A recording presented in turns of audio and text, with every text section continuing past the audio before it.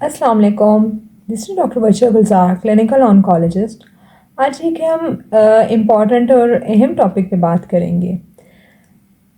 ये देखा गया है कि जो कैंसर, ब्रेस्ट कैंसर के पेशेंट्स होते हैं, उसमें जब कीमोथेरेपी देने से पहले या देने के बाद जब पेशेंट की सर्जरी करवाई जाती है, तो अमूमन ये देखा गया है कि पेशेंट को उस जगह पे, उस बाजू पे या उस कंधे पे स्वेलिंग होना स्टार्ट हो जाती है। और वो स्वेलिंग इस कदर शदीद हो जाती है कि फिर पेशेंट से ना तो बाजू प्रॉपर्ली हिलाया जाता है, ना अपने रोज़मर्रा के मामूली काम किए जाते हैं, ना प्रॉपर्ली सही से अपने सर की कंघी की जा सकती है पेशेंट से।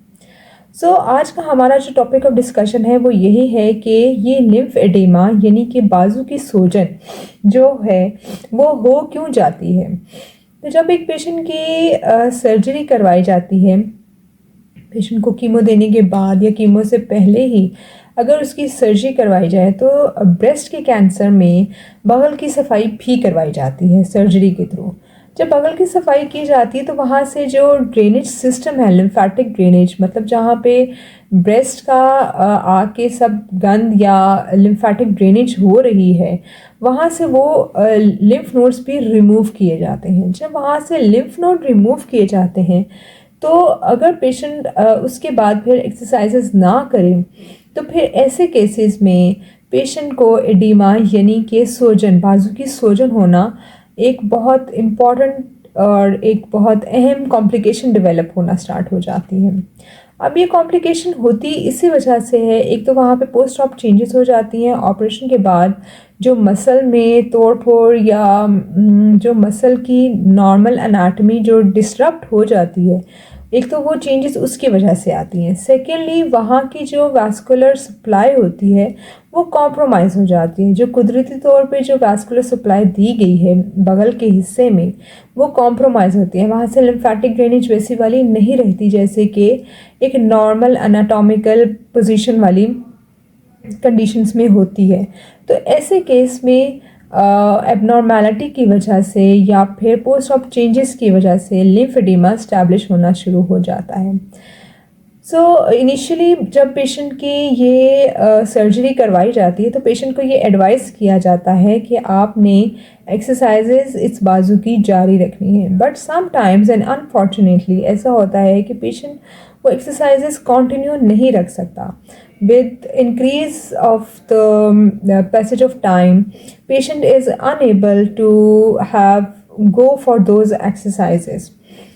ऐसे कंडीशंस में लिम्फेडिमा एडिमा इस्टेब्लिश होने का पोटेंशियल ज़्यादा इंक्रीज़ हो जाता है। अब इसके लिए एक्सरसाइजेस जो कि सर्जन एडवाइस करते हैं वो 3 इम्पॉर्टेंट एक्सरसाइजेस हैं। सबसे पहली एक्सरसाइज तो इसके लिए ये है कि पेशेंट को ये पता होना चाहिए कि मोबिलिटी किस चीज़ की करनी है। समटाइम्स ऐसा भी होता है कि पेशेंट एक्सरसाइज तो करता है, बट वो एक्सरसाइज एक्चुअली एल्बो यानी कि कोहनी के जॉइंट पे होती है, ना कि शोल्डर, कंधे के जॉइंट पे। तो ऐसे कंडीशंस में भी लिम्फेडिमा इस्टेब्लिश होने का बहुत ज़्यादा खदशा इंक्रीज़ हो जाता है। सेकेंडली ये कि इनिशियली तो पेशेंट वो एक्सरसाइजेस करता है, but with passage of time patient खुद रिलक्टेंट हो जाता है। पेशेंट कहते हैं कि हाँ, अब हम तंग आ गए हैं, अब हम मज़ीद एक्सरसाइज नहीं कर सकते, या अब हमारा दिल नहीं चाहता, या हमें याद नहीं रहता। तो इसका सबसे ईजी और बेस्ट तरीका ये है कि आप 5 वक्त की जब नमाज़ पढ़ते हैं, तो उस नमाज के साथ 10 दफ़ा अगर आप ये एक्सरसाइजेस, 3 एक्सरसाइजेस 10 दफ़ा एक एक्सरसाइज दोहरा लें, रिपीट कर लें, तो वहाँ पे उस बाजू पे लिम्फेडिमा पैदा होने की खदशा रहता ही नहीं है। दूसरी बात ये कि अब ये 3 एक्सरसाइजेस हैं कौन सी? ये सिंपल रोज़मर्रा की एक्सरसाइजेस हैं जो कि एक पेशेंट बैठे बैठे आराम से कर सकता है। सबसे पहली एक्सरसाइज इसमें ये है कि एक मरीज़ को अपने कंधे की वर्जिश करनी है, ना कि अपने कोहनी की वर्जिश करनी है। समटाइम्स ये देखा गया है कि जब पेशेंट ओपीडी में आते हैं तो वो अपना बाजू हिला के दिखाते हैं कि देखें डॉक्टर साहब, हम तो अपने बाजू की प्रॉपर वर्जिश कर रहे हैं, लेकिन फिर भी ये सूजन डेवलप होना शुरू हो गई है। तो एक्चुअली वो अपनी कोहनी की वर्जिश कर रहे होते हैं, अपने कंधे की वर्जिश नहीं कर रहे होते। तो सबसे अच्छा इसका तरीका ये है कि आपने अपना बाजू जिस साइड की सर्जरी हुई है वो वाला बाजू आपने अपना कम्प्लीटली फुली एबडक्टेड करना है, मतलब आपने अपना ओवरहेड अबडक्शन करनी है। आपने अपना बाजू कम्प्लीटली सीधा ऊपर को लेके जाना है, और जैसे हम कंघी करते हैं उस तरह से कंघी करते हुए अपने शोल्डर को मूव करना है। कोहनी को मूव नहीं करना, शोल्डर को मूव करना है।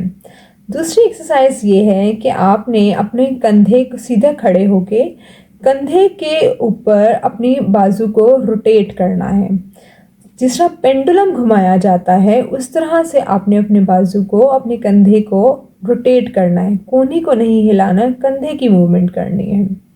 और तीसरी एक्सरसाइज ये है कि दीवार के साथ, दीवार की तरफ मुंह करके और अपने दोनों हाथ दीवार के साथ लगा के, जिस तरह रस्सी पकड़ी जाती है, जिस तरह रस्सी को खींच के ऊपर जाया जाता है, इस तरह से अपने उंगलियों की मदद से ऊपर जाते हुए अपने कंधे की मूवमेंट करनी है, अपनी कोहनी की मूवमेंट नहीं करनी। सो लिम्फेडिमा इस्टेब्लिश होने के post MRM and post axial lymph node dissection यही रीजंस हैं कि पेशेंट या तो रिलक्टेंट हो जाता है to go for further exercises, या फिर पेशेंट ये कहते हैं कि अब हमसे मज़ीद एक्सरसाइज होती नहीं है, या फिर पेशेंट ये कहते हैं कि हम तो एक्सरसाइज कर रहे हैं लेकिन ये सूजन बढ़ती ही जा रही है। तो दरअसल वो एक्सरसाइज अपने कंधे की नहीं, अपनी कोहनी की कर रहे होते हैं। सो ये एक बहुत ही सिंपल सी एक्सरसाइजेस हैं 3 किस्म की। सबसे पहली ये कि आपने अपना बाजू सीधा करके, अपना बाजू बिल्कुल सीधा अपने सर की तरफ लेके जाना है, बिल्कुल ऊपर सीधा करना है बाजू, और फिर कंघी करते हुए, जिस तरह कंघी की जाती है उस तरह से कंघी करते हुए नीचे को लेकर आना है। तो आपकी कंधे की मूवमेंट होगी, ना कि कोहनी की मूवमेंट। सेकेंडली जो एक्सरसाइज है वो है पेंडुलम वाली, जिसमें आपने सीधे खड़े होना है और अपने बाजू को शोल्डर जॉइंट पे रोटेट करना है। तीसरी एक्सरसाइज रोप एक्सरसाइज है, या फिर जिसमें आप सिंपल ज़ुबान में ये कह लें कि रस्सी जिस तरह से पकड़ के ऊपर चढ़ा जाता है, इस तरह की एक्सरसाइज करनी है। अपना मुंह दीवार की तरफ करके, दीवार पे दोनों हाथ रख के और ऊपर की तरफ अपने दोनों हाथों को मूव करना है। याद रहे कि ये वर्जिश कंधे की जानी चाहिए, ना कि कोहनी की। So this is all about my discussion today. I hope you like my video. If you have not subscribed, please subscribe. Thank you.